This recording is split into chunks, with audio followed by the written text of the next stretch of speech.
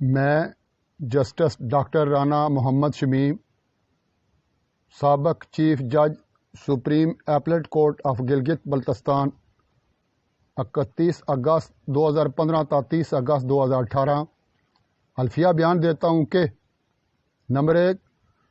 جولائی 2018 میں جب میں چیف جج کی حیثیت سے خدمات سر انجام دے رہا تھا، اس وقت کے چیف جسٹس آف پاکستان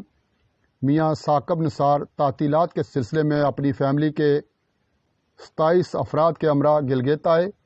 اور انہوں نے عدالت کے مہمان خانے میں قیام کیا۔ نمبر 2، جس شام کا یہ واقعہ ہے اس دن میں، میری مرحومہ اہلیہ جسٹس ثاقب نثار اور ان کی اہلیہ باغ میں چائے پی رہے تھے۔ میں نے دیکھا کہ چیف جسٹس پاکستان پریشان تھے اور اپنے رجسٹرار سے مسلسل فون پر بات کر رہے تھے اور انہیں ہدایات دے رہے تھے کہ فلاں جسٹس کی رہائش گاہ پر جاؤ اور ان سے درخواست کرو کہ مجھے فوراً فون کرے۔ نمبر 3، اگر فون کال نہ لگ پائے تو ان تک میری طرف سے یہ پیغام پہنچانا کہ میاں محمد نواز شریف اور مریم نواز شریف کو کسی بھی قیمت پر عام انتخابات سے قبل ضمانت پر رہائی نہیں ملنا چاہیے۔ نمبر 4، اس کے تھوڑی دیر بعد ان کی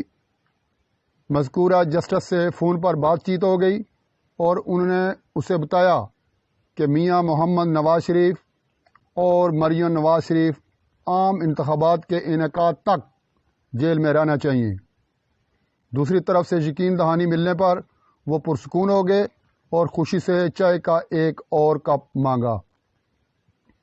نمبر 5، میں نے بحیثیت ایک ساتھی اور میزبان کے ان سے کہا کہ وہ گلگت بلتستان میں اپنی فیملی کے ساتھ چھٹیاں منائیں اور ان سے کہا کہ انہوں نے جسٹس کو یہ پیغام کیوں پہنچایا اور کس لیے۔ انہوں نے مجھے جواب دیا، رانا صاحب آپ نہیں سمجھیں گے،